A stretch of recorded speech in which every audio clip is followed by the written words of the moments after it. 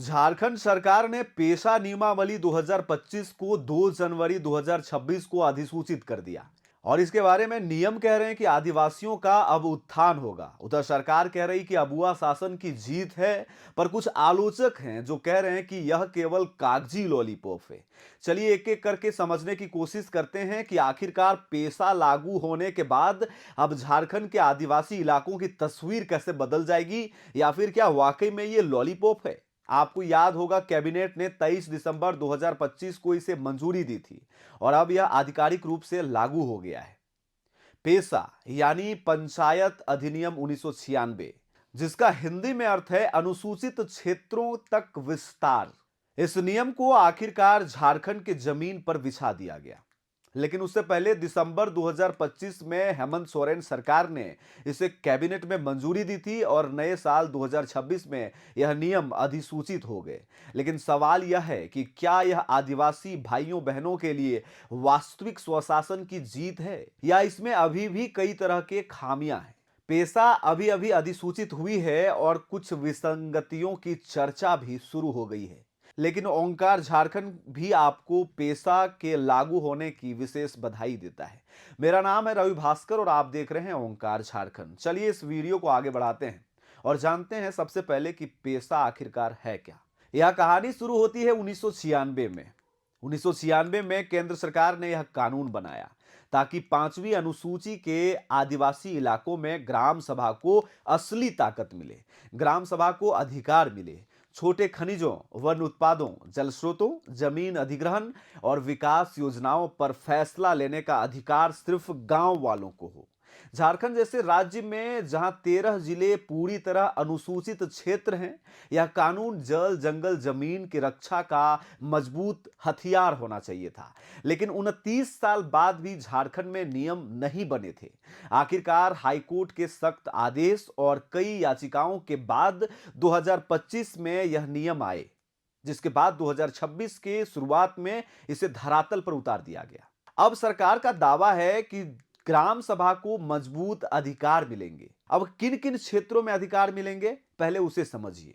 खनन, बालूघाट और विकास परियोजनाओं पर सहमति अनिवार्य हो गया है, यानी कि पारंपरिक आदिवासी व्यवस्था को मान्यता दिया गया है। सामुदायिक संसाधनों पर नियंत्रण कसा गया है। यह सुनने में तो बहुत अच्छा लगता है। मुख्यमंत्री हेमंत सोरेन ने इसे अपने पूर्वजों की जीत बताया है। लेकिन क्या यह आदिवासी जमीन पर अच्छा है? क्या यह आदिवासी जमीन को संरक्षित कर सकता है, या आदिवासियों के लुटते हुए उन तमाम अस्मिता पर अब विराम चिन्ह लगा सकता है? इसे समझना जरूरी है। तो इसका जवाब है बिल्कुल नहीं। दुर्भाग्य से कई विशेषज्ञ, आदिवासी संगठन और पूर्व मुख्यमंत्री रघुवर दास जैसे नेता इस नियमावली की कड़ी आलोचना कर रहे हैं। आइए देखें कि खामियां क्या क्या हैं। पहला, इसमें परंपरागत व्यवस्था की अनदेखी सामने आ रही है, जिसमें नियमों में संथाल, मुंडा, हो, खरिया जैसे आदिवासी पारंपरिक प्रणालियों को, जैसे मांझी परगना, मुंडा मानकी को पूरी तरह से शामिल नहीं किया गया है।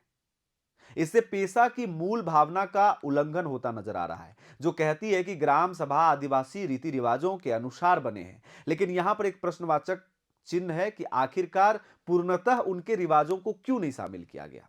अब इसमें दूसरा यह है कि अस्पष्ट और कमजोर प्रावधान है, जैसे छोटे खनिजों, बालू घाटों और जल स्रोतों पर ग्राम सभा का नियंत्रण अस्पष्ट है। कई जगहों पर सरकार का वर्चस्व बने रहने का डर है, जैसे बालू घाटों पर 5 हेक्टेयर का लिमिट लगा हुआ है। ऐसे में रघुवर दास ने कहा है कि यह नियम 1996 के कानून की मूल भावना के खिलाफ है और यह एक सरकारी लॉलीपॉप की तरह है। चलिए तीसरा जो खामियां नजर आ रहा है उस पर हम नजर डालते हैं। क्रियान्वयन की बड़ी चुनौतियां सामने आएंगी, जैसे नौकरशाही की उदासीनता, जागरूकता का अभाव और प्रशासनिक हस्तक्षेप। ग्राम सभा की मीटिंग में पुलिस अधिकारियों की भारी मौजूदगी का डर एक अलग ही माहौल लोगों के दिमाग में पहले ही बना रहा है। पहले यह नियम था कि किसी को अगर ग्राम सभा के भीतर के सदस्य को आपको गिरफ्तार करना है तो 24 से 48 घंटे पहले वहां के लोगों को इन्फॉर्म करना होगा। इसमें दूसरा ये कि महिलाओं पर भी हाशिए पर जाने का एक डर बना हुआ है। महिलाओं के भागीदारी पर भी कम जोर दिया गया है। चौथा है कानूनी टकराव, झारखंड पंचायती राज अधिनियम 2001 के कई प्रावधान पेशा से मेल नहीं खाते हैं। भूमि अधिग्रहण, खनन जैसे विषयों में अभी भी राज्य कानून हावी हो सकते हैं। कई आदिवासी संगठन कह रहे हैं कि अगर जरूरत पड़ी तो वे इस मामले को लेकर के कोर्ट में भी जा सकते हैं। पेशा नियम का आना एक बड़ा कदम जरूर है, लेकिन यह पूरी जीत नहीं है। असली जीत तब होगी जब ग्राम सभा वाकई में फैसले ले सके, बिना किसी दबाव के। आदिवासी समुदायों को जागरूक होना होगा, अपने अधिकारों की लड़ाई लड़नी होगी। सरकार को भी चाहिए कि नियमों में संशोधन करे और क्रियान्वयन को मजबूत बनाए। ये बातें मैं नहीं कह रहा हूं, बल्कि जो बातें स्पष्ट तौर पर आलोचक हैं वो कह रहे हैं। क्या आपको लगता है कि पेशा अब वास्तव में आदिवासियों को सशक्त कर पाएगा? नीचे कमेंट में अपनी राय जरूर बताएं।